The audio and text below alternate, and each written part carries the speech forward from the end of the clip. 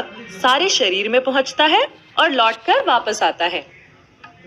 जाते समय ये ऑक्सीजन और अन्य पोषक तत्व लेकर जाता है और शरीर से वापस आते समय कार्बन डाइऑक्साइड लेकर वापस आता है।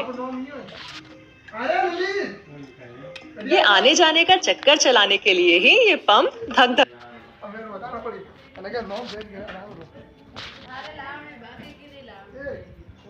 हमारा हृदय हमारी मुट्ठी के आकार का मांसपेशियों से बना एक अंग है। ये एक पंप की तरह काम करता है। इस पंप से रक्त सारे शरीर में पहुंचता है और लौटकर वापस आता है। जाते समय ये ऑक्सीजन और अन्य पोषक तत्व लेकर जाता है और शरीर से वापस आते समय कार्बन डाइऑक्साइड लेकर वापस आता है। ये आने जाने का चक्कर चलाने के लिए ही ये पंप धक धक करता रहता है। हृदय के 4 हिस्से होते हैं, 2 दाएं और 2 बाएं, या 2 ऊपर और 2 नीचे। ऊपर वालों को कहते हैं एट्रियम और नीचे वालों को वेंट्रिकल। तो ये हुआ बायां एट्रियम और ये दायां एट्रियम। तो नीचे वालों के नाम क्या होंगे? बिल्कुल सही, बायां वेंट्रिकल और दायां वेंट्रिकल। हृदय में रक्त लाने और बाहर ले जाने के लिए मानो पाइप या ट्यूब यानी नलिकाएं होती हैं, जिन्हें रक्त वहनियां कहते हैं। यहाँ से शुरू होकर पूरे शरीर में रक्त की छोटी छोटी नलिकाओं का एक जाल सा बिछा रहता है। क्या तुम अंदाजा लगा सकते हो कि अगर इन सारी नलिकाओं को जोड़ दो तो कुल लंबाई कितनी होगी? 1,00,000 किलोमीटर के करीब, यानी मुंबई से दिल्ली और वापस के 50 चक्करों के बराबर। यहाँ जो नीले ट्यूब दिखाए गए हैं वो बताते हैं कि इनमें अशुद्ध रक्त है। अशुद्ध का मतलब इसमें ऑक्सीजन कम है। और शरीर के ऊपरी हिस्से यानी सर और भुजाओं से रक्त यहाँ ऊपरी ट्यूब पर आता है और पेट, पांव इत्यादि निचले अंगों से इस निचली ट्यूब में आता है।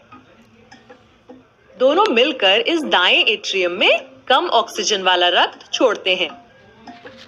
इस एट्रियम का सिर्फ नीचे की तरफ यानी सिर्फ एक तरफा खुलने वाला एक वॉल्व है। ऐसे और भी दरवाजे हैं, इन्हें वॉल्व कहते हैं। ये वॉल्व तभी खुलेगा जब नीचे वाला वेंट्रिकल फैलेगा। तब अशुद्ध रक्त यानी कम ऑक्सीजन वाला रक्त वेंट्रिकल में आ चुका होगा और उसके पीछे वाला वॉल्व बंद हो चुका होगा, यानी वो उल्टा नहीं खुलेगा।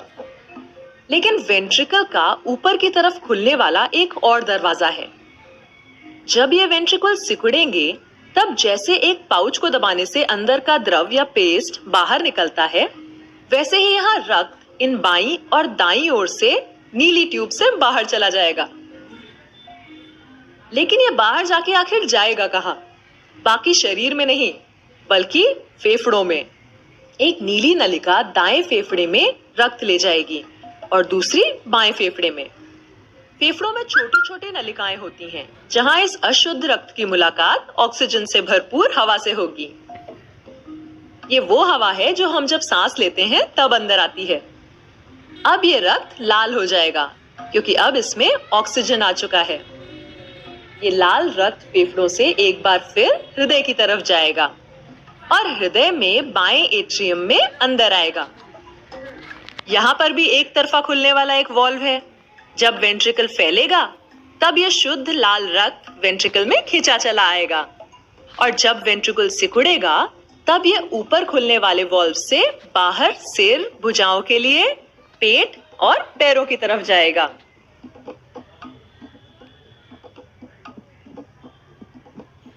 हृदय का सिकुड़ना और सामान्य हो जाना एक धक धक यानी एक धड़कन बनाता है और ये धक धक चलती रहती है। रक्त शरीर भर में पहुंचता रहता है और लौटकर वापस आता रहता है। फेफड़ों में जाता है, शुद्ध होता है और फिर चल पड़ता है शरीर भर में ऑक्सीजन और पोषक तत्व पहुंचाने के लिए।